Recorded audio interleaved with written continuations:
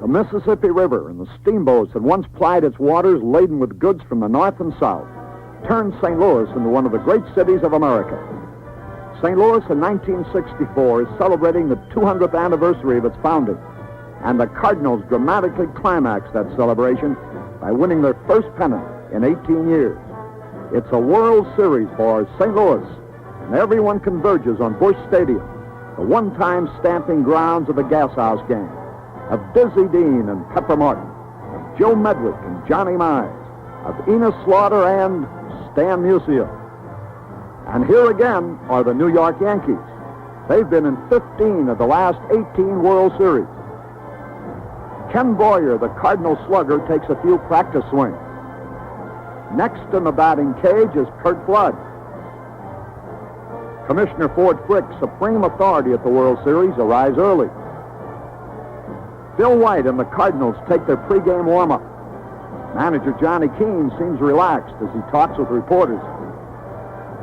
Whitey Ford and Ray Sadecki, both left-handers, will be the starting pitchers. Manager Berra of the Yankees keeps busy before the game. Co-owner Dan Topping of the Yankees and his son Dan Jr. appear confident about the chances of the Bombers. Tension grows in the crowd as game time approaches. The umpires hold a conference on ground rules. The Marine Color Guard marches toward the flagpole, and the crowd comes to attention for the traditional flag-raising ceremonies. Sadecki, a 20-game winner this year, takes his final warm-up throw. All the Cardinals are ready and alert.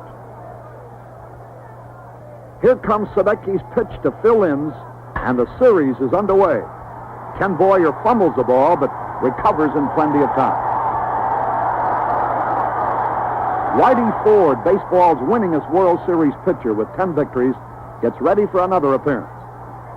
With runners on first and third and one out, Ken Boyer lifts a long fly to Mickey Mantle.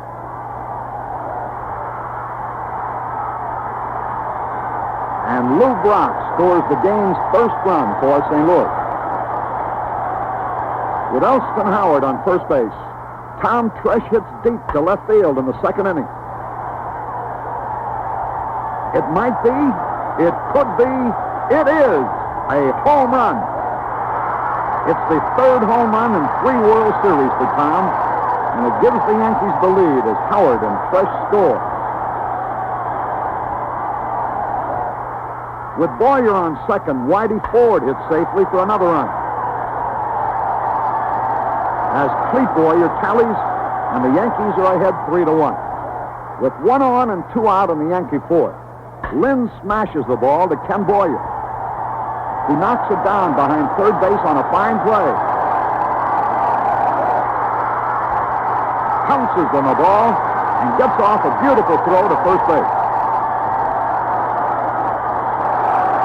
It's close, very close. But the umpire calls Lynn's out. Bill Linz and Coach Jim Gleason argue with the umpire. Manager Berra comes out of the dugout to add his voice to the protest. After the first half of the 6th inning, the Yankees lead 4-2. Mike Shannon comes up in the Cardinals' 6th inning with 1 man out and Ken Boyer on second base. Shannon takes a pitch while Berra paces the dugout. Shannon rips into the next one. Boyer takes a look at it, and so does Pepitone. It's a tremendous blast. A home run that sails over the bleachers and above the scoreboard. St. Louis fans go wild as Boyer and Shannon cross the plate, and the score is tied at 4-4. Tim McCarver keeps the Cardinal rally rolling with a drive to right center. The ball bounces off the wall, and McCarver digs for second, pulls up with a double.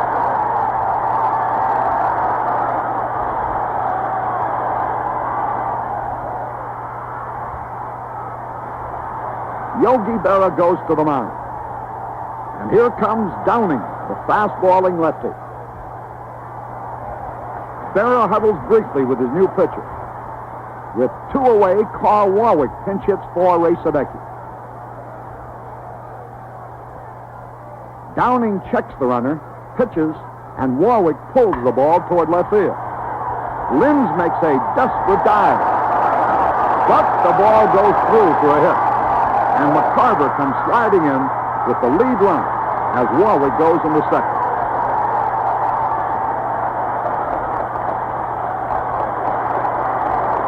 Downing now faces Curt Flood. And the little center fielder drives the ball deep to left field. Tom Tresh starts backing up for the ball, but he seems uncertain on the play. At the last split second, Tresh turns, but he has lost the ball. And as it bounces off the wall, Julian Javier, running for Warwick, comes around to score. The speedy Flood hot-pushes the third with a triple, and the Cardinals lead 6-4. A Yankee run in the eighth reduces the Cardinals' lead to 6-5. Pete Nicholson comes in to pitch the last of the eighth for the Yankees. With 2 men on and 2 out, Nicholson fires the ball, and Flood singles to left field. On the hit, Mike Shannon scores easily from second base. Lou Brock picks on the next pitch, wraps a double into the left field corner. That scores pinch runner Jerry Duchette and Curt Flood, and the pressure on the Cardinals is eased considerably as they extend their lead to 9-5. Barney Schultz has retired Elston Howard and Clete Boyer to start the Yankee ninth. Now, Joe Pepitone is the last New York hope. Joe flies out to Curt Flood in center field, and it's all over. The Cardinals win 9-5 as the crowd goes wild and the fans swarm onto the field, while Schultz, the relief star, and the rest of the Cardinals head for the dugout. It's a big win for the Cardinals, who grab an early lead in the series.